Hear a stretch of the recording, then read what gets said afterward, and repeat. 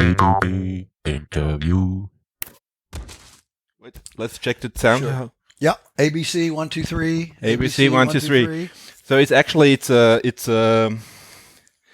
how you say, it's a premiere because it's the first interview we do in English for our German audience. So hello audience. Don't be mad. We have to do it in English because Joe, you don't speak English, right? Yes. Yeah. Yes, that's correct. So just start right into it, right? Okay. So Yeah, let's I'm start. ready. My guest today is Joel Salatin. For everyone of you who doesn't know him, it's probably a few because we are not a farming podcast. Sure. Usually it's on me to introduce you, but if you would do a pitch in like 30 seconds, how would you describe yourself?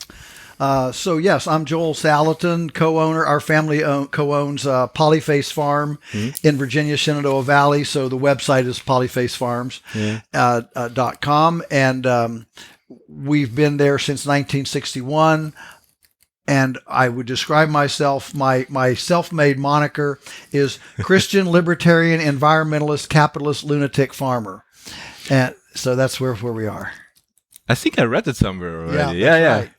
Yeah. So I think Polyface is the name is the program, right?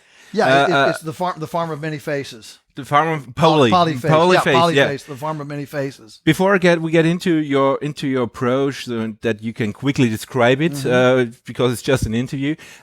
What were the experiences in your past that led you the way to where you are today? The experiences. Yeah. Well, I mean, I got my first chickens at 10 years old. Okay. And began selling eggs. Mm-hmm. And I'm a middle. 10 years. At 10 years old. Okay. Yes. And I'm the middle child. I have an older brother and a younger sister. Yeah. So I'm the classic middle child entrepreneur. Uh-huh. You know, the oldest are the engineers, the meticulous ones. Yeah. The youngest ones are the salespeople. They're the manipulators. Really? So the middle ones, the middle ones are the entrepreneurs. And I love the farm. I had my grandfather, my dad's dad, had a fantastic garden that I always loved as a child, going there to visit him. And so, you know, I just wanted to farm full time, but my parents, mom and dad was an accountant, mom was a school teacher. They never made a living from the farm. So it was basically a glorified homestead. We grew our food. It was a great place to grow up, but it was not a going concern. And so as my egg business grew and through high school, you know, I started looking at, you know, how do I come back? And finally, September 24, 1982, I left my outside employment. I was a newspaper reporter. Newspaper reporter, a journalist, journalist, a colleague. That's right. Yeah. Yes, absolutely. Joe. Yeah. So I left that September 24, 1982, and returned to the farm and full time. Yeah, full time. Full time. Okay. Your parents bought the farm in 1961. Yes. I guess after you lived in Venezuela before, right? That's correct. Your whole family. Then you had to leave Venezuela. Yep. So you came here, bought the farm. What was the intention to buy a farm for your parents back then? Well, my dad always wanted a farm. Even when he was a teenager, he wanted to farm full time. But here he was. You know, he grew up in the Midwest. No money, no farm. How do you start? Even at that time. So he was in the Navy in World War II. And after the Navy, got his degree in economics, and he wanted to go to a developing country. So anywhere in South America, he was ready to go to anywhere. He saw that as a new frontier. You know, it's a new, and so he went with Texas Oil Company.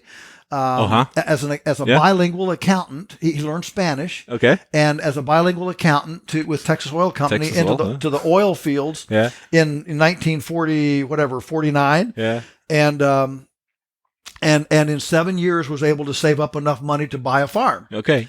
And so he bought the farm, and we started raising chickens. And he had these two sons coming on, and, you know, it all looked good. And then a junta came, you know, a revolution. Venezuela, of Perez Jimenez in 1959. Okay. And we were Americans. How old were you then? Back then? Well, I was three at that point. Yeah. And what happens when you have a complete breakdown like that is that it allows people who have scores to settle them with guns rather than, you know, through the law. And so our chickens were so clean that Dad commandeered the local market very quickly, and the local farmers accused us of being of voodoo and witchcraft because our chickens were so clean. And so when the revolution came and lawlessness and anarchy, basically, a posse came and machine guns came in the front door, and we ran out the back door, and we lost everything. So, but your father, your family managed to become a player. Yes. In Venezuela with chicken farming. Yes, absolutely. The goal was chickens and dairy. And dairy, meat, chickens, and dairy. Yeah. Those were the two things that Dad saw as lacking. Yeah. This is 1950s, and those are the two things. So we started with chickens, quicker cash turnaround, and got into it, and we lost everything, and ended up, coming back to the U.S. on Easter Sunday, 1961. 1961. And ended up. Dad was 39. We lost everything. Yeah. And I remember when I turned 39, thinking, if I lost it all, would I start over? And Dad grew a lot in my estimation, realizing that he'd put all of his dreams, everything in there on the line, and lost it all. Now, looking back, our family sees it as a blessing, because if we had stayed and been successful, which we probably would have been, then what about when Chavez or Maduro, comes along and then we lose it, but it's a lot bigger. So we see it as divine intervention to stop us as an embryo, rather than and Polyface would have never been involved. Yeah. So and I probably would have never met my wife. Sure. I would have married a beautiful little Venezuelan girl. Yeah, and I would never have met you. See, it all leads to today, right? Yeah. So it's a really amazing story of your life, and it would be happy to have more time. But if you would narrow it down, so was there any questioning in your past that you would become a farmer? No. It was clear for you? No, it was clear for me. From my earliest memory, it was, how do I get back here on the farm? How do I get back here on the farm? Yeah. And how the impediments, the hurdles, the financial realities of starting as a full-time farmer. And fortunately, Mom and Dad's off-farm jobs paid for the land. Yeah. So we had a land platform, but that was it, And fortunately, Dad was quite an experimenter, very much of an innovator in mobile infrastructure, composting, non-chemical, for soil management, controlled grazing, moving the cows around. So we were doing some experimenting, but it was all on basically a subsistence scale. And so when I came back in 1982, we had these experiments that now, by being there full time, I was able to leverage the experiments and say, okay, we did this with 2 cows. Can we do it with 50? We did this with 20 chickens. Can we do it with 500? And basically, moved it up. Would you consider yourself more a farmer or an entrepreneur?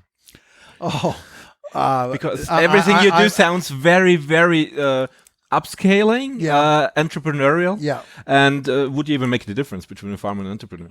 Yeah. Well, sure. Certainly there are farmers that aren't entrepreneurs, that are just whatever, grow it for the commodity market and see themselves as basically, just producers, almost peasants, if you will, not to be demeaning, but that is real.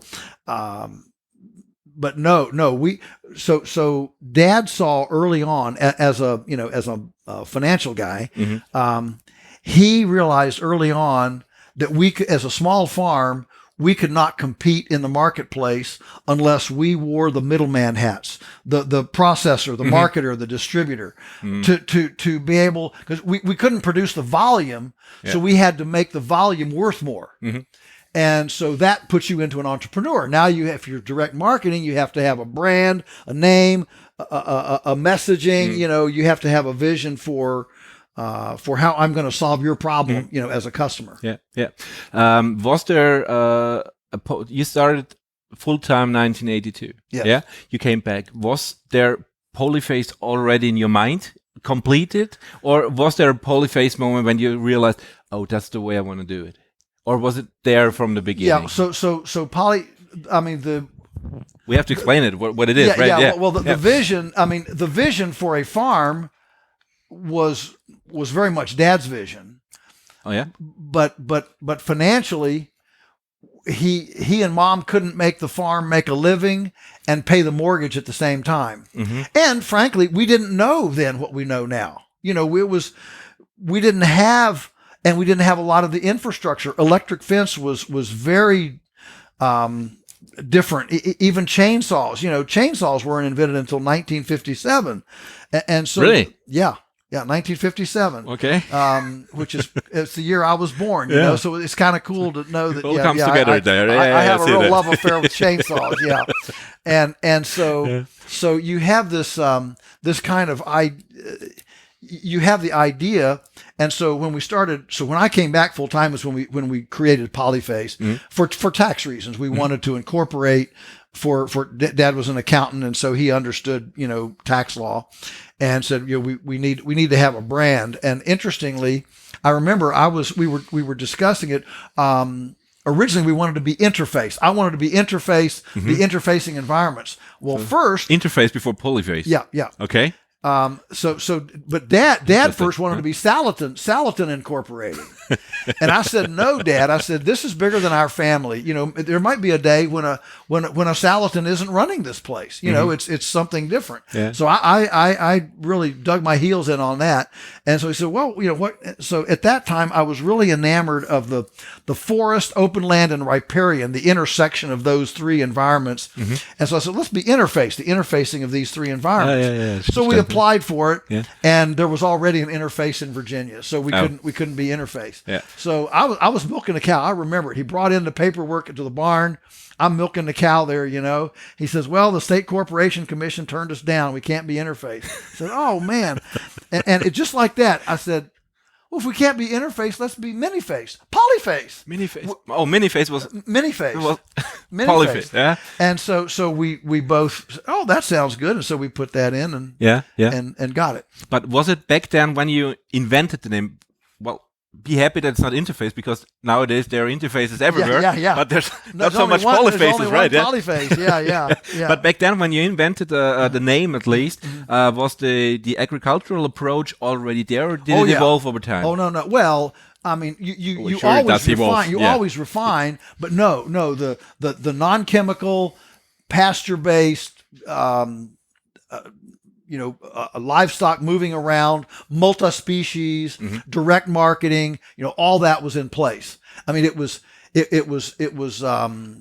infantile. I mean, it was more an idea, a dream, but it was in place. Yeah. And it just needed a body, who could be there full time to make it happen. Yeah.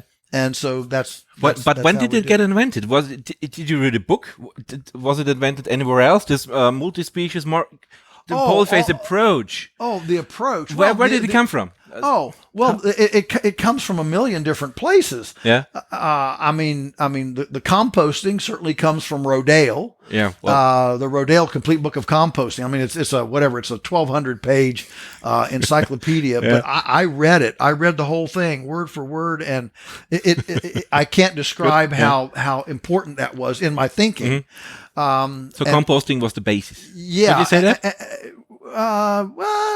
A non-chemical fertilizer, certainly. Okay. Yeah. And then another one was Andre Voisin with grass productivity. He did the managed grazing thing, and so those were two. But the day I remember as a child, I was I don't know what, 8 maybe, and Dad said, I heard about this farmer on a Sunday afternoon. Let's take a drive Sunday afternoon. So we all get in the car. And I don't remember where we went. It was probably an hour away or something. And we visited this guy, and he had portable buildings. I don't know if it was pigs, chickens, lambs. I don't know what it was. Buildings. He had portable buildings. All I remember about the trip was coming home, and Dad just literally levitating almost, just enthusiastic about the idea of portable infrastructure. Well, of course, that solves all sorts of problems. It solves sanitation. It solves new ground. It solves, pasture rest and grass recuperation and, all these things. Eureka. It was a eureka moment. And he came back. My older brother wanted to have rabbits. He wanted to raise rabbits. Okay. And so Dad said, well, let's make a portable rabbit shelter thing. Mm-hmm. And so he built a central hub that had 4 compartments for the does, and then wings out from it that were 12. They were 4-meter runs divided in half, like wings. Mm-hmm. And on Saturdays when he was home from work, he and us 2 boys, the 2 of us on one end and he on the other, we would move this. So the rabbits would run into their quarters, mm-hmm. and we would pick up that central hub and move it, to the next section. And then we'd pick up each wing and reattach it. And then we're good for a week. And the rabbits had a 1 meter by 4 meter run, that they could go out in. Yeah. Problem was that rabbits dig, and we could not keep the rabbits in. We tried everything. Took their way out, right? Yeah, they would dig. Yeah. Duck. And you can't catch a rabbit. Yeah. I mean, a chicken you can kind of run a chicken down and you can catch try it at least. Yeah. But a rabbit, I mean, they run under a building. They get away. Yeah. And so we finally abandoned it. But being farmers, you never throw anything away. And so we took those old rabbit runs and we pulled them up in the rafters of the shed and left them. Well, meanwhile, my chicken business begins to grow. Meanwhile. Okay. Yeah. My chicken business. And I had the proverbial, chicken house with a yard that was just dirt, the moonscape yard, the chickens. And I said, man, I need some more chicken space. And Dad just said, well, we got those old rabbit runs up there. Why don't we just pull those rabbit and put chickens in them?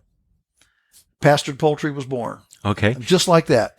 So you were innovation in form of recombining things that were already there, but in a new way. Yeah, in totally new ways. And I would say with new infrastructure. Yeah. For example, composting. How do you do, that on a large scale? And you need biomass. Mm-hmm. And so in the early 1970s, I was still in high school. We bought our first wood chipper, mm-hmm. so that we could generate our own biomass from the woods, branches and stuff, from the woods in that. And that was a game changer. That was a bit of a game changer. Another thing that Dad did in 1969, built a portable shade mobile for the cows that we could move around the fields like a portable shade tree. Mm-hmm. That was just fundamental in getting, the cattle manure and urine, mm-hmm. out in the field and not under a tree. But take the Shedmobile. What was the need or the urge that led into the invention of the Shedmobile? When you're moving these cows around, and you see them lounging under trees. Yeah. Well, I don't want the manure under trees. I want it out here in the field. So it's always under the tree, right? Yeah. So you needed to decentralize it. Right. We needed to democratize. Yeah. We needed to democratize the fertility. Yeah. And so that was the main reason. Yeah. But that day, seeing that mobile infrastructure, he came back. The first mobile thing. Well, the rabbit shelter was one. The other one that he did was a mobile. A mobile little veal calf milking barn, mm-hmm. where we had these veal calves. It had a slatted floor. The calves would live inside it, and each corner had a stanchion for a milk cow. Mm-hmm. So the milk cow would come up, and then the calves would jump out and suck and nurse the cow. Mm-hmm. And by the time he got around to the fourth one, the first one was almost done. And then the cows would shade up around the calf mobile thing. And that worked, except with his work schedule, and kids were too small to do it. The routine was off. It was 10 o'clock one night, and then 3 o'clock another day, and it was incompatible. It just didn't work. Animals like routine. You know, they didn't like. Oh, we do too. We do. We sure do. We do too. And so, you know, that didn't work. But the concept of the movement. And so, you know, we made lamb things that you could move. I mean, just movement. This whole movable infrastructure was just so critical. Yeah. So if you try to explain to someone who doesn't know you at all, what is the Polyface concept? Yes. It's mobility. We know. We already got a glimpse of that. But what is the overall approach of Polyface farming? Yeah. So the overall approach is using nature as a template, and it's actually fairly simple. All ecosystems have animals. Okay, so we have animals, and you integrate animals with crops and plants. In other words, they're so you have integration, not segregation. Integration, not segregation. And then animals move. They're not stationary. Animals move. They don't. They're not confined in confinement buildings. And animals have an immune system that needs to be trusted to keep things healthy. And if the animal is sick, then it's probably my fault. In other words, there aren't disease fairies up here. I think I'll deal with John's farm today and sprinkle some disease dust down here. No tooth fairies, no disease fairies, no fairies at all. That's right, no fairies at all. And the way a lot of farmers act, you'd think that's what they believe. That I didn't do anything. My cows are sick. I didn't do anything. Well, no, there's always something that we did to override the immune system. So we didn't use vaccines and drugs and all these things, medications. It was all about how do we have healthy animals. So that means no stress, a good habitat, their proper habitat, and fully honoring the pigness of the pig, the chickenness of the chicken. Making happy animals. How do you create the happy animals? And then another principle was just animals doing the work. So instead of machinery and us doing the work, like the pigs turning compost, chickens following the cow, sanitizing the pasture, so we don't have to use grubicides and wormers. That was where we leveraged the innate distinctiveness of an animal to actually do work. And then the direct marketing was so important. Just business, to get the retail, to get the full retail dollar. That was just absolutely critical, and is still critical for what we do. So the system, your approach is totally out of the let's call it the industrial agricultural system. So because everything you say is the is the opposite. Integration opposed to segregation, right? So try to integrate everything onto one piece of land, right? So so multi-speciation rather than mono-speciation. That means you have multiple animals at one place at one time, or after each other, or how can I visualize it? Both. Both. So, some of them are intermingled. But a lot of times it's leader follower, like cow and chicken. Where they have different different times where a square meter might be occupied one day by chickens, one day by cows, one day by turkeys, different things. But and past, not non-confinement raising, non-structure raising, so that the animals spread their own droppings. You don't have confinement, you don't have concrete, you don't have buildings, and the animals spread their own. Do you have to buy any fertilizer in your? We have not bought any chemical fertilizer in 60 years. ever. Okay. And we've not planted a seed in 60 years. I mean, except in the garden. Yeah. We plant garden seeds, but Yeah. as far as the pastures, we've never planted a seed. Okay. What would you say does if any farmer listens to us now and thinks about, I like the concept, sounds sustainable. Well, we haven't said sustainable at all yet. Yeah. So what do I need? What are the prerequisites to start a polyphase approach, and what are reasons to avoid it? Maybe. Well, the main thing, the main hurdle is in your own mind. A mindset thing. Okay. Mind. I mean, we need climate change. We need climate change, the climate of the mind. That's where we need the climate change. Yeah. And so, the first thing you need to do is start immersing yourself in the literature, of an ecological, different type of approach. I mean, I've written 16 books. You can start with some of those as a shameless plug. Shameless. Once an entrepreneur, always an entrepreneur. Marketing, right? But beyond that, the historical record. I mean, you've got Alan Savory's work, Andre Voisin. You've got Rodale. I mean, you've got Elliot Coleman with horticulture.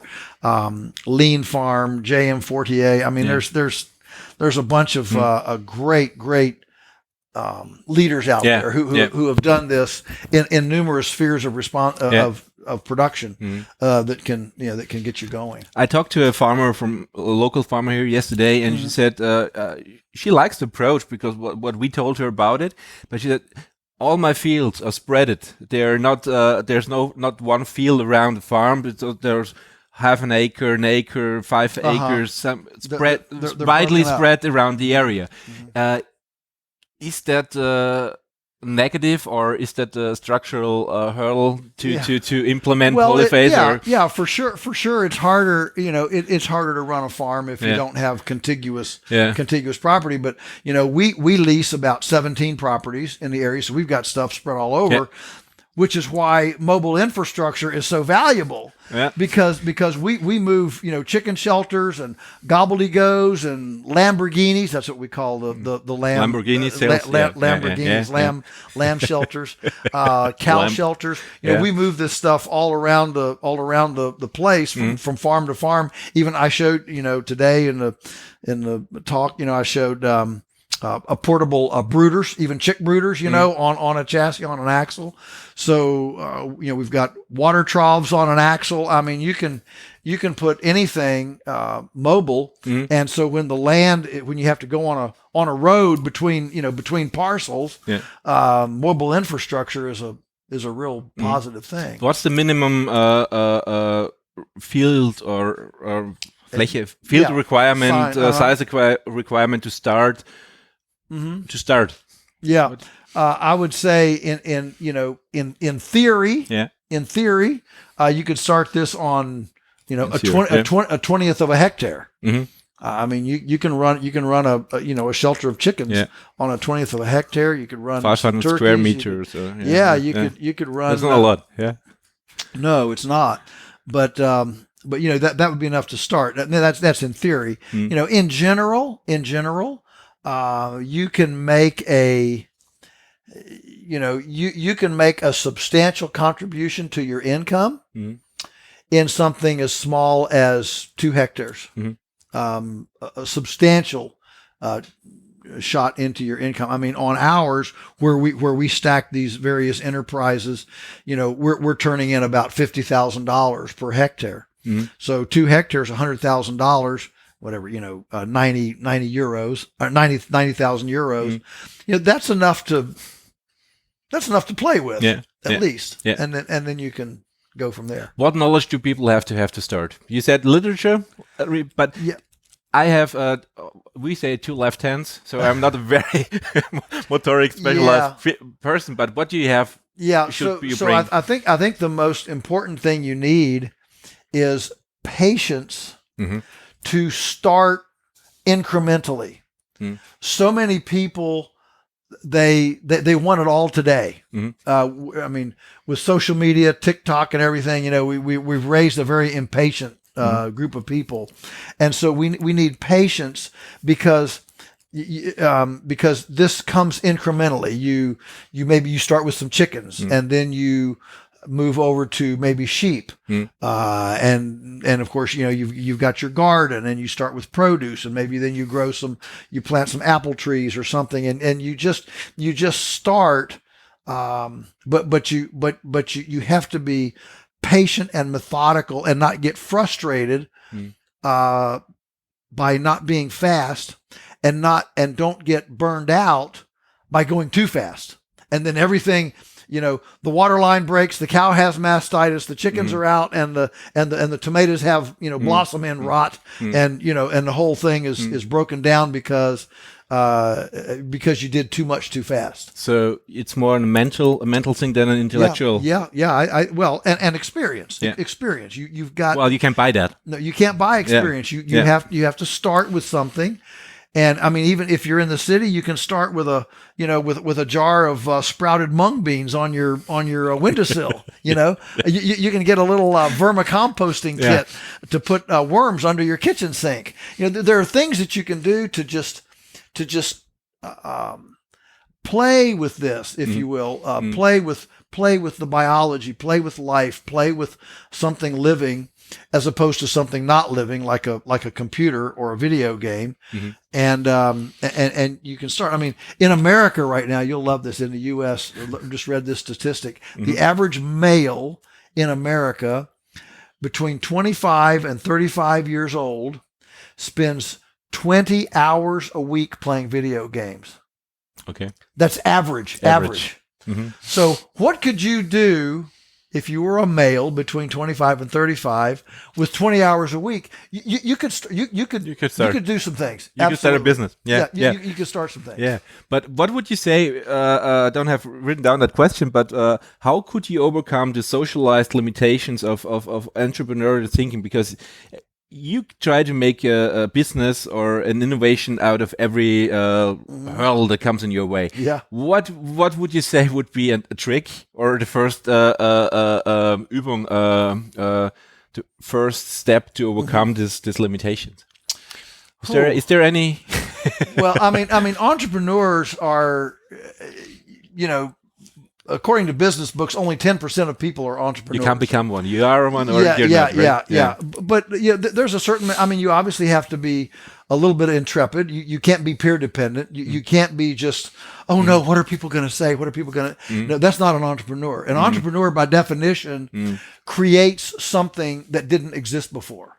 That's by definition an entrepreneur, which means you've got to be ready to sail into a galaxy that nobody's gone to sometimes. You got to have a Star Trek mentality. And so, and so,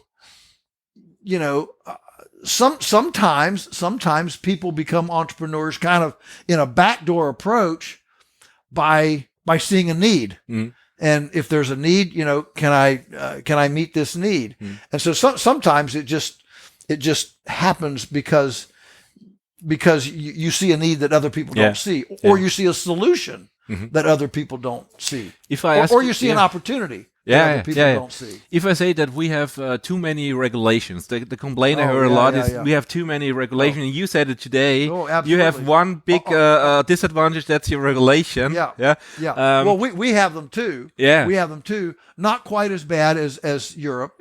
But similar. But am I entrepreneur if I say we have too many regulations, or should I look how to overcome them? Circumvent. Go around. Yeah, that was a rhetorical question. Of course. Go around. I mean, there are some things that you're going to want to comply with, get a license for. Probably, a driver's license. You might want to comply with that. But there are lots of things. So in the U.S. now, we've actually started. For the last 4 years, we're now having rogue food conferences, where we are showcasing innovative entrepreneurs who have figured out how to legally circumvent these food laws, like being able to conduct transactions that aren't in commerce or in sale. I mean, that's where they get you. You can give stuff away, but as soon as you sell it, now suddenly you're a criminal. Applying the tax mindset on the agricultural mindset, yes, right? Absolutely. How can I overcome taxes legally? That's right. That's right. And so if we, I'm convinced that if we had put the effort in, for example, government organic certification, if we had put that much investment in either changing the laws or figuring out how to circumvent the laws, we would be way farther along than we are now with another level of regulations on organic certification. But that's probably another story for another 2 hours of an interview. Right. Your approach is heavily based on animals, right? You say, we have a very prominent animal welfare movement. The part of the population that becomes vegan is increasing. Yes. What's your position on that, or your opinion? And is your approach animal-free thinkable, or is it based on animals? Well, yeah, we believe very strongly that animals in the ecosystem are important, not only from an ecology standpoint, but our nutritional standpoint. I mean, B12 vitamins, you can't get those except in meat. You can make them in a laboratory and take B12 supplements, but B12, is one, and there are others. That's just one. But nutritionally, I mean, and that's what's driving the carnivore diet. There are numerous diets now that are really going the meat oriented. But the animal welfare movement is legitimate, and it has been facilitated by factory farming, by industrial farming, and so we've got to get these animals out of buildings and get them out where they're beautiful. Get them mobile. Yes, where they're on the countryside, beautiful and well managed, and where the cow is expressing her cowness because she's able to graze and walk and move around. Yeah. And if I'll just say this, I really believe that if every farm were like ours, the animal welfare the animal rights movement would just almost it would just shrivel. And we routinely have vegans and radical animal rightists come to our place, and they say, well, goodness, if everything was like this, it would be really different. So it's beautiful. It doesn't smell. The animals are happy. It's interesting. We've learned a lot from our chefs. We service a lot of chefs over the years. And one of the things we've learned from them is that our meat and poultry cooks about 15% faster than the regular than the regular supermarket stuff. And we've tried to figure out why. And the thing we keep coming to is that our animals don't secrete adrenaline. Stress, adrenaline, that's when, the child is pinned under the car and the mom can suddenly pick up the car and the child rolls out. And so, but in confinement, confinement housing, the animals are stressed. And so all their life, they're dripping adrenaline into their tissue. And then we're eating that tightness, that tissue. It takes longer to cook. Whereas ours are not secreting that. And so it's tender and it's stress free. So basically we're able to eat happiness. Think about that. Wouldn't it be cool if you could eat happiness? And for us, that's kind of one of our new messages and nuances that we're touching our customers with. We're not just providing you nutrition, we're providing you can actually eat happiness. And in a world that's very violent, that has abused animals, I would suggest that this abuse and violence to animals that we've done in agriculture, in our livestock, may actually induce us to have a problem as well. Second last question, probably a question you never heard, but is the Polyface approach, can it feed the world? Oh, that's my favorite question. Yes, what comes that? Yeah, not. I have to ask it. Yeah. The two most common questions are: can you feed the world this way? And number two, if we could, can we afford it? Yeah. Price. So it's volume and price. Yeah. Those are the two things. So, not only can we feed the world this way, we can do it without three-legged salamanders, infertile frogs, and a dead zone the size of Rhode Island in the Gulf of Mexico. Mm-hmm. The perception that we can't feed the world this way developed. So you got to realize that the non-chemical approach was not really scalable. It did not compete with chemicals for the first 20 years, from about the end of World War II until 1965, because we simply didn't have chippers, concrete, chainsaws, pumps, blowers, black plastic pipe. We didn't have the infrastructure to run a carbon-centric animal control, electric fence type of system. So it took about 20 years post World War II for, I'll just say, our side to catch up. I got it. I got it. But we did catch up. We did catch up by 1965. And now we're spinning circles around the chemical approach. But they're so entrenched in the orthodoxy that they can't, people can't see how much. I mean, our farm, we're getting 400 cow days per acre. The average in the county is 80. We're getting 5 times the county average per acre in production. But nobody recognizes it because it's not in the orthodoxy. Here's the bottom line for me. The bottom line is, if we had a Manhattan Project, you know what the Manhattan Project was? If we had a Manhattan Project for compost, not only would we have fed the world, we would have done it without all the negative chemical consequences. But we didn't have that, and so it took a while for our side to really get to a functional, scalable approach. Every time when I hear approaches that are so fundamentally seem to be better than what we do in our standard system, let's say, you say 400 cow days opposed to 80 cow days. And by those cow days, you still not nurture, complicated word, the soil below it. So what prevents us? If the solution is there, seems to be there, right. What prevents us from applying it? Not just there not just in the USA, but in Europe too. Exactly. Yeah. It's called paradigms. It's what you know to be true. And so if you go to, for example, an EU agriculture expert, okay, here's what he knows to be true, or she. I don't want to be sexist here.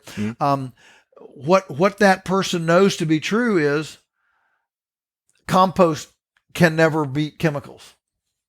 Period. I mean, end of argument. They know to be true that you can't mix species because they're all going to get diseases from each other. They know that you can't have animals outside because wild birds and ducks and geese might bring diseases to them. And you can't have pigs outside because African swine flu is coming up from Africa and the pigs are going to get sick. And so these are things, I mean, just like, look back at, bring a good example, COVID, they just knew that the only way to solve this was everybody to wear a mask, stay inside, and get the jab. Now we know all 3 of those things were not helpful. But we were rushed into COVID. We have the agriculture system evolved over decades. But isn't there a reflection how do we get a reflection process that some of this might be true, might be okay to have some knowledge, but we have to every once in a while reflect and see if we can update it. How would we get this update process into this? Well, believe me. The modern industrial agriculture system is not the first system to destroy the ecology. I mean, the history of civilizations is a history of people who came to a fertile place and then destroys it. Defertilized it. Yeah. Right. Yeah. Greece, Rome, India. I mean, history. History. Yeah. So we're not the first ones to destroy it. And I think a lot of that is simply because people tend to not have a long view, a long horizon view. And so we tend to be selfish. We tend to be greedy, get all I can get right now today, and not have a long horizon view. And nature takes a long horizon. I mean, it takes nature, 500 years to build an inch of soil, and we can destroy an inch in about 10 years. Yeah. And the legislation period is 4 to 5 years. So, yes. We are out of sync, right? Yeah, that's right. And so you have these long, these long cycles. Yeah. And it just takes time it takes time. Well, I mean, let's take DDT. DDT, for example. That was the answer to everything post World War II, and it took 20 years. To realize, maybe this isn't the best thing. I mean, think of another good one is feeding dead cows to cows. I mean, that started in the 1970s. I mean, I remember getting invitations from the government. Go attend this seminar and learn this new technique where we feed dead cows. Now they didn't say feed dead cows to cows, but where we feed animal proteins to cows. Yeah. And sounds much better. Yeah, sounds much better. I like to say dead cows to cows just so everybody understands. And so this was done for 30 years. And people like me, I mean, we didn't do it not because we didn't like science or technology. I looked around the planet and I said, where does an herbivore eat carrion, eat meat? Well, they don't. That's why they're herbivores. They eat plants. And so we didn't do it. And we were labeled Luddites. Bart, what do you want to be? Go back to the cave. You're anti-science, anti-technology, 30 years later, we suddenly have, mad cow. And who was right? Well, I was right. But a lot of times there's a slinky, there's a long lag between the thing we think and the results of it. And nature's very forgiving that way. You can beat around nature a while before nature actually shows enough to where you can see, this is not good. And sometimes it takes a while. Yeah. I've heard one interview. Last question. I've heard one interview, and I like this question. And what do you think if you look at the future of agriculture? Where are the fields where you see big chances of development for new people getting into agriculture? Where will agriculture develop positively over new chances? And what areas of agriculture you see rather a dark future for? Yeah, so the one thing I don't do is prophesy, but I do look at trajectories. I do look at Let's do that. I do look at trajectories, and the trajectory right now is that the industrial, I'll just say the industrial ag complex, is heading toward artificial intelligence, the Internet of Things. They want every square foot of a farm to be tied into a government database, and virtual, and trust me, if you have a problem and you ask that database to solve it, they're never going to say, "Oh, you have avian influenza." I'll tell you what. How about taking all your chickens out on pasture and that'll it'll never say that. You have a fertility problem, it'll never say, "Well, try compost." And so the system, if you will, the orthodox system is heading pell-mell, down. I mean, fake meat, laboratory meat, cell street, all this fake stuff. I mean, now they're trying to, at the University of California, they're saying that they can genetically modify lettuce so that the leaves actually have vaccines in them. So you can take your vaccine by eating a leaf of lettuce. And so now there are states back to the roots. Yeah. So I see that on the one approach, but on the other hand, positive view. On the other hand, what I see is an awakening awareness in both farmers and consumers to disentangle from the system. So, when Putin invades Ukraine and fertilizer jumps 400%, well, I wonder if I can farm without chemical fertilizer. Can I farm in a way that I'm not dependent on Russia? Okay. And of course, you've got the great big food corporations that control the price of food, at the supermarket, and then that goes all the way down to the farmer who's at the end of the chain. Well, I wonder if I can sell things in a way that doesn't make me dependent on Cargill, Tyson, Bayer Corporation. Can I do that? And so there's a tremendous amount of yearning, I think, and searching within both the consumer and the farmer about how to create what I call a parallel universe. Can we exit the current universe? Can we create a parallel universe here that isn't subject to all these fragilities and geopolitical problems and all that, that we see. Yeah. And that is extremely hopeful. And it's why, people are here. People are very interested in this. My favorite little analogy or metaphor on this is, if you've ever had a wasp nest, like on the back porch, and, it's just like size of a softball maybe. And they just sit there and you go in and out, and you just look at them and they're all just kind of sitting there chilling, hanging out. We're just sitting here. Once in a while, you see one fly off and one come back, and they're just kind of cool, chilling out there. And you decide to clean off the back porch one day. So you're out there and you're sweeping and you're moving boxes, and you accidentally bump the rafter that the beehive is on with the handle of the broom. Okay, you bump it.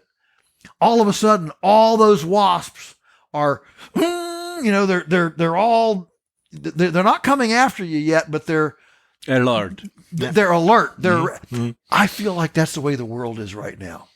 I feel like the world right now is that disturbed beehive, ready to take off. And yes, and they're not sure what hit, what rattled us, what happened, but I think I need to be ready to make changes. I think I need to be ready to do different things. Yeah.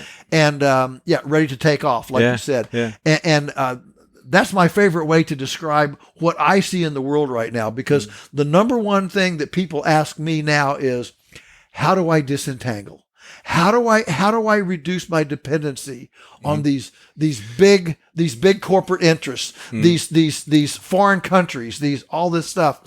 And so I think that's very positive, because it's driving people to innovate in a more resilient, self-reliant, independent way. And I think it's wonderful. So the term is, in my mind, is deglobalization. So relocalize, local Kreisler, that's certainly part of it. Yeah. That's certainly part of it. Yeah. Is relocalization. Yeah. I mean, the shorter the chain of custody between farmer and plate, the more stable it is. Yeah. We want secure, stable, safe food. Yeah. Secure, stable, and safe. Yeah. And that's all easier the closer the food is to your mouth. Yeah. How much agriculture is beyond agriculture? Because one answer that you gave before was social agriculture, and that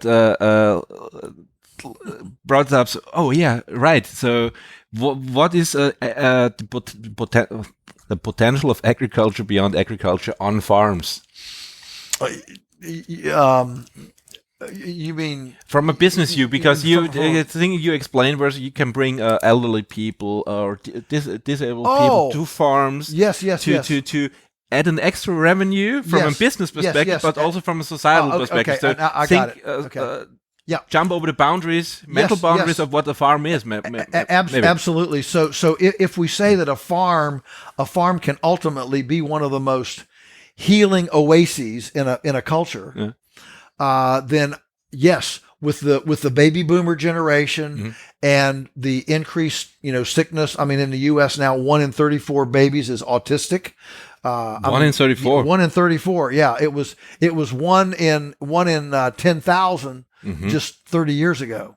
Oh. So we're in a just almost a straight line exponential increase. I mean, and these people, they need care.